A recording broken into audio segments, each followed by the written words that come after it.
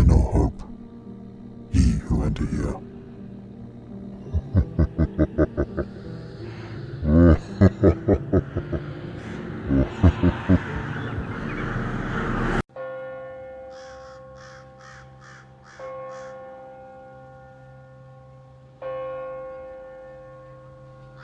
Have you ever imagined ghosts eating salt? Well, there are tales of people trying to make quick bucks by selling salt to spirits in cemeteries at night. But to walk out alive, there are two important rules. First, you must never look up to see them. Second, you must not run out of the cemetery before dawn breaks. It is believed that if you can observe these two rules, then the hell notes they will pay you for the salt will turn into real money by daybreak. I personally have never come across anybody who tried it, but while doing mission training in a cemetery during my army days, I've seen people going to some Muslim cemetery at 3 a.m. I couldn't be sure what they were up to though. Anyway, for those who are interested, this is the correct procedure I heard. Go to a cemetery wearing a jacket with a hood. Bring a lot of mahjong paper to spread over the floor, and don't forget the salt wrapped in packets. Soon, hands will appear in front of your face asking for salt. You pass it to them, and they will give you money. At this point, never look up. When the sun rises, pack up your things and leave, and never look back. Now, the question is, why do ghosts need so much salt? Well, according to experts, spirits need salt to look better after they die because their bodies begin to decay.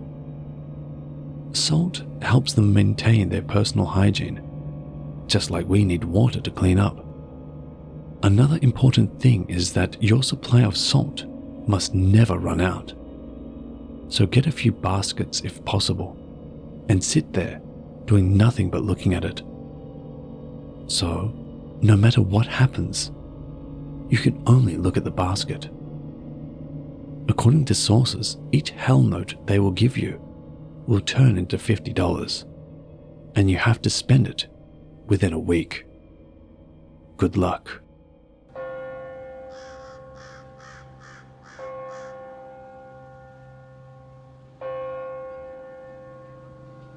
I'm going to share a story with you that I heard personally from my retired uncle, who used to be a grave digger at a Muslim cemetery. But try reading this story alone at midnight. My uncle used to work at the Muslim cemetery by digging holes during his prime years. He is a tall and big fellow, but he does not have any proper education, which, as a result, made him end up with such a vocation. It is the most peaceful and non-stressful job, he said. However, he added that the beginning was very tough, and it takes a strong, brave, and clean, pure heart with lots of faith to endure the initial stages. When he started the job about 40 years ago, he had to dig about 10 holes per day on average under close supervision. And sometimes, there were more holes needed to be dug, depending on the death rates. Then, there was this memorable night where he had to work overtime due to unfinished digging. There were a few diggers working that night, but they were not working in close proximity to each other. The diggers actually preferred to work the graveyard shift as it was cooler at night and the soil was softer to dig. They claimed anyway. As an apprentice, my uncle was accompanied by his supervisor for the initial weeks, after which he would be left alone to dig independently. His supervisor also cautioned him many times on a few things such as, do not utter a single word if he sees, hears, smells, or feels something unpleasant, but recite the Quran instead, or say the prayers. My uncle wondered how disastrous the situation could be. Then the moment came. He was digging a hole when he heard voices from the filled graves beside the empty ones, about a few meters away from where he was stationed. He ignored it, remembering his superior's warning. Then he heard it again and again, He kept hearing voices till he felt so curious to check it out. Some of the voices he heard were very sorrowful and mournful, while some were screaming in pain. My uncle recited his prayers quietly in his heart and kept digging. Then, when he took a momentary rest after digging 2 holes, he turned his face back towards the plot of land which had already been occupied. He then saw, with his own eyes, something that he had never imagined before in his life. A few human figures in loose clothing gliding from one tombstone to another. Some sitting and crying sorrowfully, while some seemed to be standing without a single movement, staring at my uncle. My uncle rubbed his eyes again to confirm, as it had been quite misty that night. Then, my uncle's legs started to tremble and shake. Then suddenly his supervisor touched his shoulder and signaled him to ignore those things and keep digging. Then this time it was worse. While he was digging the 3rd hole, something flew into the first empty hole that had been dug by my uncle. A woman's voice was then heard in that hole.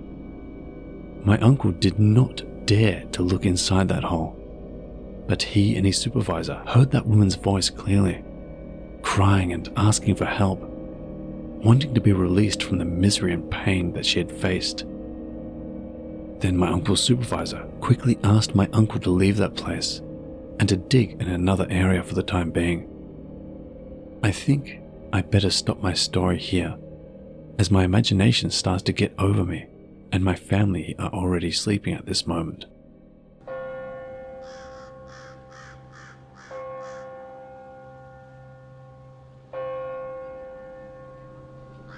This story happened to me. It was primary 6 school camping at our school in Bedok, near my house. I heard many stories about that school. One of them is that the school was built on a Japanese cemetery, and that is true. One night when we were asleep, I wanted to go to the toilet, but none of my friends were awake. So I went to the toilet by myself. I went to the toilet near the canteen. When I got there, I saw many people lining up. When I turned around to stretch my body and looked back again, there was nobody. So I went to the toilet quickly. When I got back to the hall, I was shocked to see that all my friends were snoring. I quickly shut my eyes and went to sleep. The next morning, I asked my friends if they went to the toilet last night, and all of them answered no. In the evening, I was playing soccer in the field. The ball went out of the field, so I went to get it. As I was retrieving the ball, I saw a man sitting up in a tree with a long sword. I knew it was a Japanese, because he wore clothes exactly like during the Japanese occupation. On the spot, I fainted. The next thing I knew, I was at home. From that time onwards, I did not go there for any camping. Now, the school is abandoned.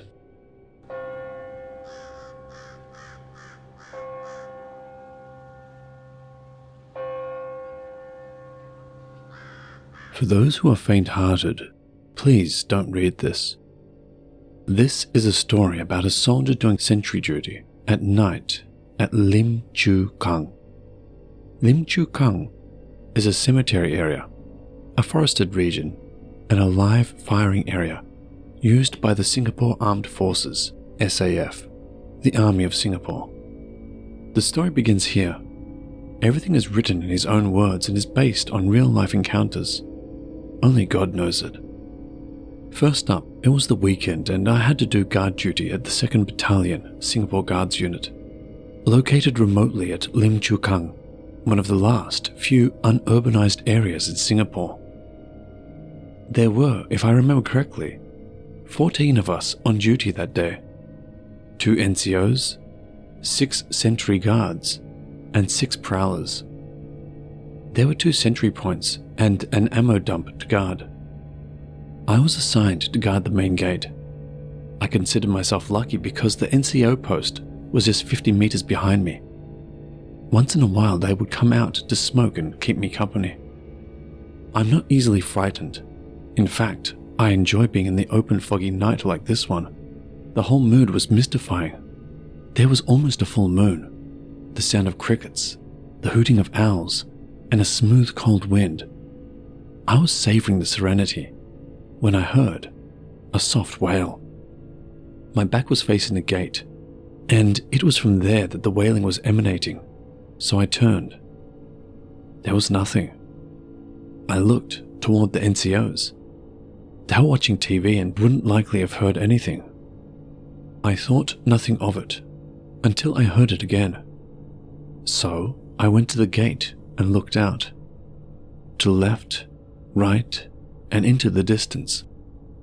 The only thing I saw were trees and a faint light some distance away.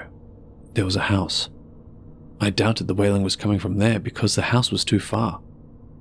I must admit, despite the fear, it was exciting and a little eerie. I felt goosebumps all over my body. It was the first time I had felt such a chill wash over me.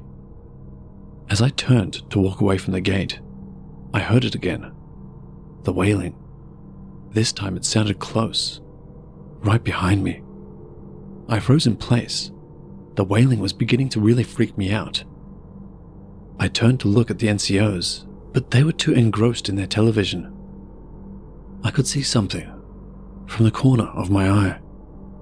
I turned and, dear God, it was real. I was staring at something I had only heard from other people. It was horrible. A floating green face with entrails hanging and blood dripping from this. This is no lie. I couldn't control my bladder, and I confess, I released. I stood there for what seemed like an eternity. I remember nearly coming to tears, wanting to scream but couldn't. The thing was looking at me with so much satisfaction. Thank God one of the NCOs called my name. He had noticed that I was not at my usual spot and thought something was amiss. He was absolutely right. After I heard his call, I remember feeling so relieved that I cried and nearly passed out. I was taken to the medical center and spent the night there.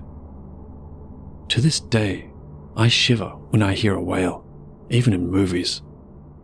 Only God knows it. May peace be upon you.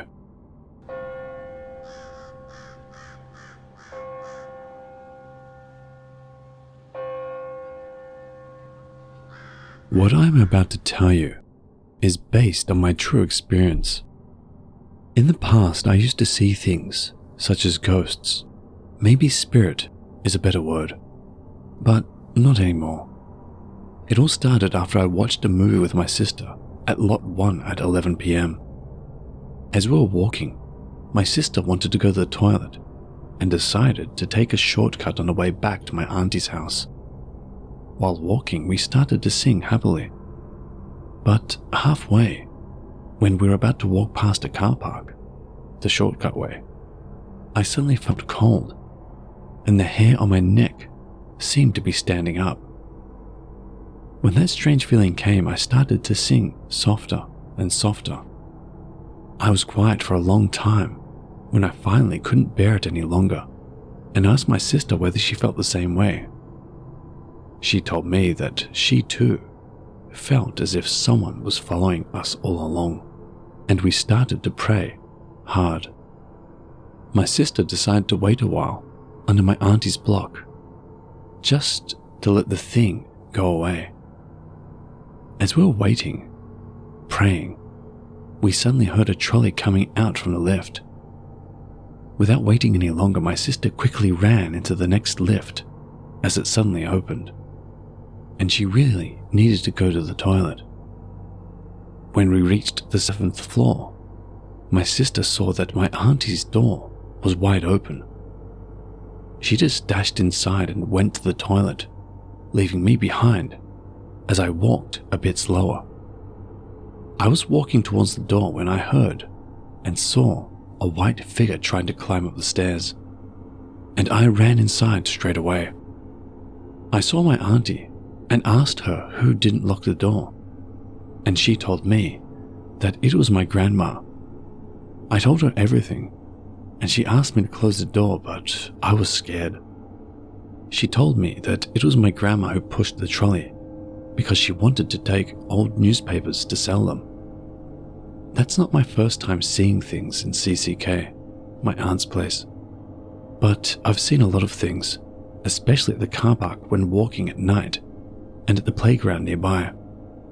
Whenever we passed by that area, shadows seemed to dance around the periphery of our vision. Sometimes, while at the playground, you could hear giggles or whispers coming from nowhere, as if unseen children were playing hide and seek. The chilling sensation and the inexplicable unease, they all pointed to an unseen world just brushing against ours. By the way, thanks to God, I can't see things anymore after drinking some prayed water.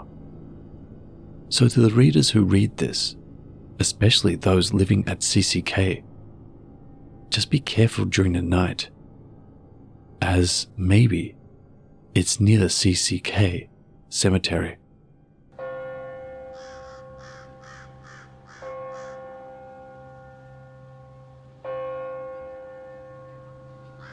It was 6:15 p.m.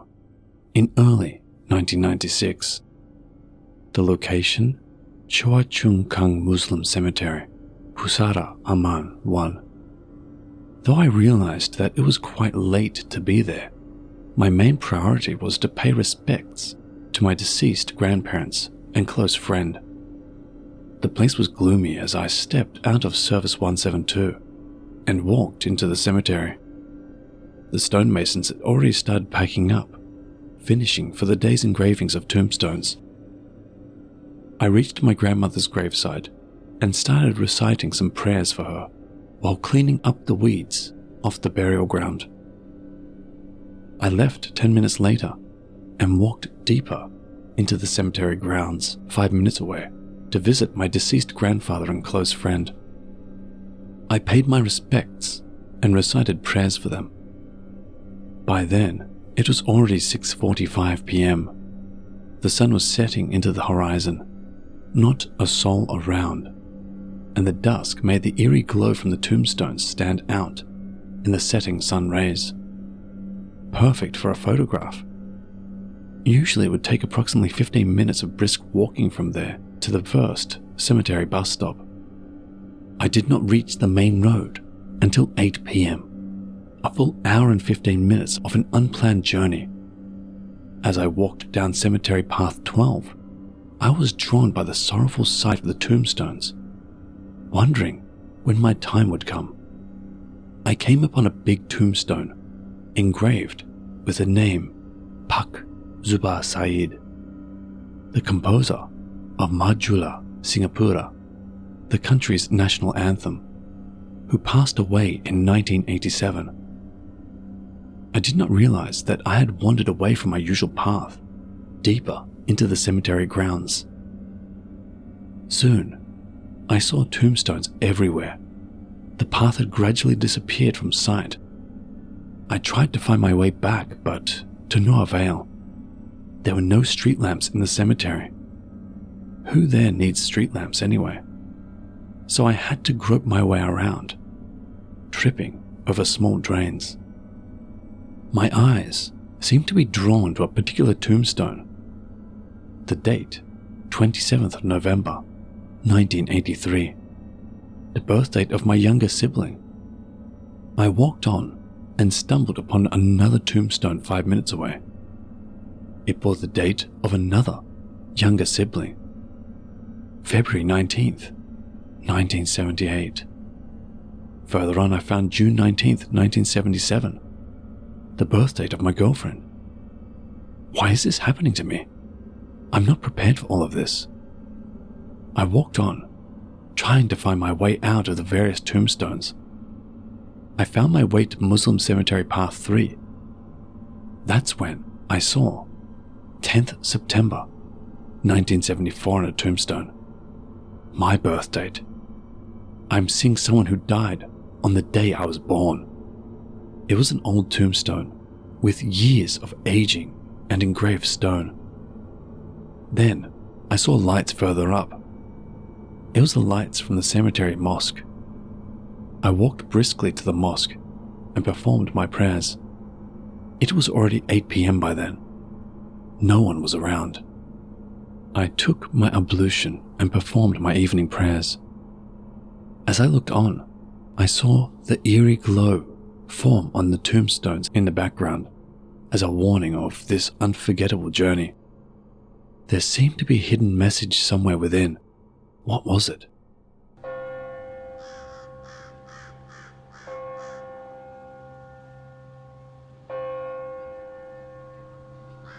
One day my cousin and I went out together. We were enjoying ourselves so much that we did not notice it was almost time to go home. It was late at night, so my cousin decided to stay at my house. We decided to take a shortcut home and had to go through the graveyard. We were walking and talking when my cousin suddenly suggested we play a game to see who can copy the most tombs. You know, the name and details in 5 minutes. Thinking that only 5 minutes would do no harm, I played too. After 5 minutes, I went to find him.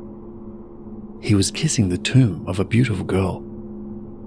Then, he took the girl's picture and brought it home. From that day onwards, he locked himself up in the room, and one day he started talking like a girl. We were all very afraid and thought that he was just sick. That's why his voice changed. Then one night, I went to his room and found him. He was sitting there, talking to himself in a girly voice. He didn't seem to know that I was there. Then, I saw the picture of the girl. I went to pick it up, but then he started shouting to put his picture down a number of times, and his face changed. He changed to the beautiful girl in the picture.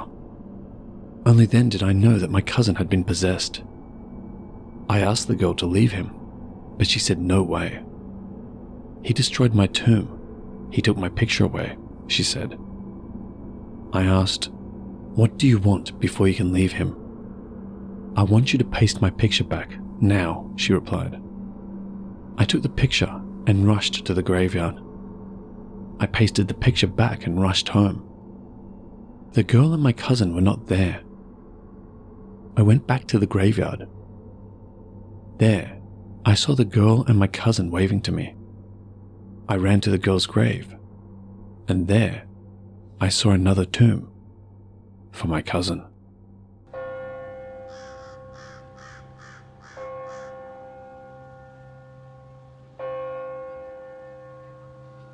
Hello watchers and listeners, thank you all so much for listening.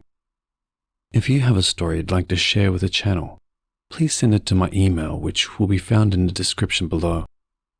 If you'd like to support the channel, consider signing up for my Patreon, which you can watch my videos ad-free and usually with bonus stories, as well as other perks depending on the level. This year, I will be redesigning my merch store, so keep an eye out for that one. And as always, the biggest thank you is to all of you. I truly appreciate all of your support over the last couple of years. And remember, Papa loves you.